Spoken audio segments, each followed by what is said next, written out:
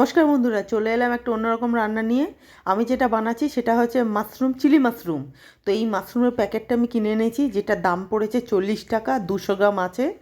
আর mushroom আমি যতটা জানি, যেদিনকে মানে রান্না করবে করতে হবে, মানে করবে ঠিক করবে সেদিনকে কিনে আনা উচিত। মানে একদিন রাখলেও সেটা ভালো থাকে না। যদিও আমি এটা আগের দিন কিনে এনেছিলাম, তো পরের দিন এটা রান্না করছি। তো এগুলো তো ভালো, মানে আমি পেছন দিকটা একটুখানি ভালো করে কেটে নিয়ে না, এগুলোকে দু টুকরো করে কেটে নিয়েছি। পরিষ্কার করার চেষ্টা করছি, যদিও একদিন আগে প্যাকিং, তারপর আমি একদিন পর করছি। মানে জিনিসটা মানে একটু কেমন লাগছে, আর প্রচণ্ড না একটু ধুলোবালি আছে, তার জন্য ভালো করে এগুলোকে পরিষ্কার করে নিয়েছি। আর আমি এটাই সাজেস্ট করব যে যেদিনকে মনে করবে যে তোমরা যে আজকে মাশরুম রান্না করব, সেই দিনকেই মাশরুমটা নিয়ে আসো। আমার মনে হয় সবথেকে সে দিনকেটা বেশি ফ্রেশ থাকে। তো এটাকে আমি বারবার করে ভালো করে চেষ্টা করেছি পরিষ্কার করার। যতটা সম্ভব আমি পরিষ্কার করেছি। অনেক ধুলোবালি ছিল, মাটি ছিল।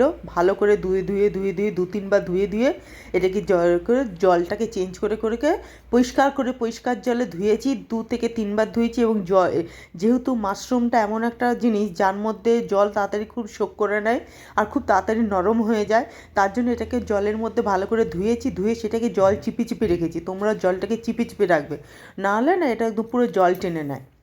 এবার ওটাকে চিপে ভালো করে রেখে দিয়েছি। এবার আমি এই বাটিতে নিয়েছি কর্নফ্লাওয়ার, 2 চামচ নিয়েছি কর্নফ্লাওয়ার। এখানে তোমরা কর্নফ্লাওয়ার আর অ্যারারুট আর ময়দা নিতে পারো, আর কর্নফ্লাওয়ার আর ময়দা নিতে পারো। আমার কাছে ময়দা না থাকার কারণে শুধু কর্নফ্লাওয়ার নিয়েছি, যার মধ্যে একটু নুন, একটুখানি গোলমরিচ আর একটুখানি চিলি ফ্লেক্স দিয়েছি। এটাকে একটা পাতলা ব্যাটার করতে হতো, যার মধ্যে ওটাকে কোট করে করে দিতে হতো। কিন্তু আমি করেছি কি, আমি এইটার মধ্যে একবারে জল চিপে চিপে যে মাশরুমগুলো রেখেছিলাম সেগুলো একসাথে আমি দিয়ে দিয়েছি। দিয়ে এটাকে আমি একটুখানি নাড়িয়ে চাড়িয়ে নিয়েছি, যাতে এগুলো ভালো করে কোট হয়ে যায়। কিন্তু আমার মনে হলো যে আর এটা কোটিং ছাড়াও তো করা যায়, কিন্তু আমি এইভাবেই কোটিং করে করেছি।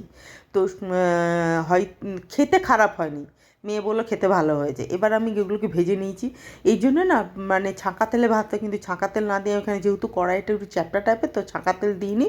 অল্প তেলে, সাদা তেলের মধ্যে এগুলোকে হালকা করে আমি ভেজে নিয়েছি। আর বললাম না, যেহেতু এই জিনিস মাশরুম একটু নরম হয়, তার জন্য তাড়াতাড়ি মানে জিনিসটা নরম হয়ে যায়। তো যাই হোক, ওটাকে আমি হালকা করে ভেজে তুলে রাখলাম। আর প্রসেস এরকমই, যার মধ্যে রসুন কুচি দিয়ে দিচ্ছি, কাঁচা লঙ্কা কুচি দিয়ে দিচ্ছি ওই তেলের মধ্যেই।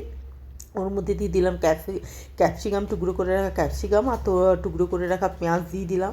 ভালো করে নাড়াচাড়া করলাম, যার মধ্যে দিয়ে দিলাম একটুখানি নুন দিলে জিনিসগুলো একটুখানি নরম হয়ে যায়। নুন দিয়ে দিলাম। আর এখানে নুন দিয়ে একটুখানি নাড়িয়ে চাড়িয়ে নিয়ে তার মধ্যে সব রকম সস দিয়ে দিলাম। যেভাবে চিলি চিকেন হয়, যেভাবে চিলি পনির হয়, সেইভাবেই চিলি মাশরুম হয়। তো আমি এর মধ্যে হালকা একটু জল দিয়েছিলাম যাতে জিনিসগুলো পুড়ে না যায়। তার মধ্যে দিতে tomato sauce, soya sauce, red chilli sauce, green chilli sauce, red chilli sauce, এগুলো সব দিয়ে দিলাম। দেওয়ার পর ভালো করে নাড়ালাম। নাড়িয়ে চাড়িয়ে নিয়ে এর মধ্যে একটুখানি গোলমরিচ গুঁড়ো দিয়ে দিলাম।